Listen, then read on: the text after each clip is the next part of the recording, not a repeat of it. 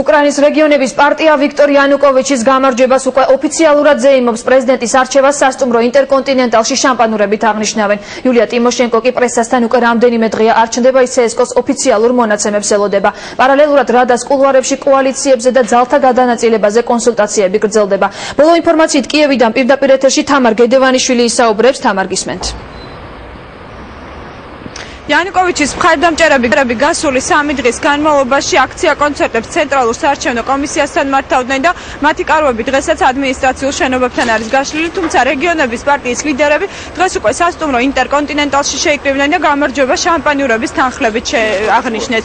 რეგიონების პარტიის ლიდერებმა მხარდამჭერებს მიმართეს მადლობა გადაუხადეს მხარდაჭერისთვის და აქვე ისიც განაცხადეს, რომ იულია ტიმოშენკო 3 დღის განმავლობაში პრესის წინაშე მხოლოდ და მხოლოდ იმიტომ არ ჩნდება, რომ მას სათქმელი არაფერი აქვს. განამ სამართლიანი და გამჭვირვალე არჩევნები ჩააწერა და ამას გილოცავთ. რაც შეეხება კოალიციის შექმნას, აუცილებლად შეგატყობინებთ ჩვენს გადაწყვეტილებას. იულია ტიმოშენკომ არჩევნები წააგო. ვერც მაიდანი, ვერც სასამართლო და პროტესტი ამას ვერ შეცვლის. იულია ვლადიმირის ასულმა უნდა აღიაროს დამარცხება და ეს აუცილებლად უნდა გააკეთოს, თუ პოლიტიკაში დარჩენა სურს. ტიმოშენკოს მხარდამჭერები კი ამბობენ, რომ ისინი დოკუმენტებს აგროვებენ და მოქმედი პრემიერი საზოგადოების წინაშე უკვე ფალსიფიცირების დამადასტურებელი უამრავი საბუთით წარსდგება. დღეს სპეციალური პრესკონფერენცია ბიუტის წევრებმაც მოიწვიეს და მათ თქვეს, რომ ასობით საარჩევნო უბანზე მოხდა ძალიან სერიოზული დარღვევები და ისინი ამ დარღვევებს სასამართლოს გზით გააპროტესტებენ. ქალბატონი ტიმოშენკო განცხადებას მაშინვე გააკეთებს, როგორც კი ცენტრალური საარჩევნო კომისია ოფიციალურ შედეგს გამოაქვეყნებს. ამისთვის ყველაფერი პრაქტიკულად მზადაა.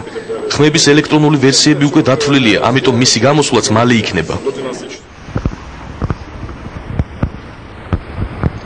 ცოტა ხნის წინ საზოგადოების წინაშე ვიქტორ იანუკოვიჩიც გამოვიდა და მან იულია ტიმოშენკოს გადადგომისკენ მოუწოდა, თუმცა მოქმედი პრემიერი გადადგომას არ აპირებს. მისი მხარდამჭერები რადაში კონსულტაციებს კოალიციის შექმნასთან დაკავშირებით მართავენ და როგორც უკვე გითხარით, საზოგადოების წინაშე ფალსიფიცირების დამადასტურებელი უამრავი დოკუმენტით აპირებენ წარსდგომას. დღეს ცენტრალურმა საარჩევნო კომისიამ დათვალა ელექტრონული მონაცემები ხმების, უკვე დათვლილია 100% და ამ მონაცემების მიხედვით ვიქტორ იანუკოვიჩი 3%-ით უგებს მის კონკურენტს.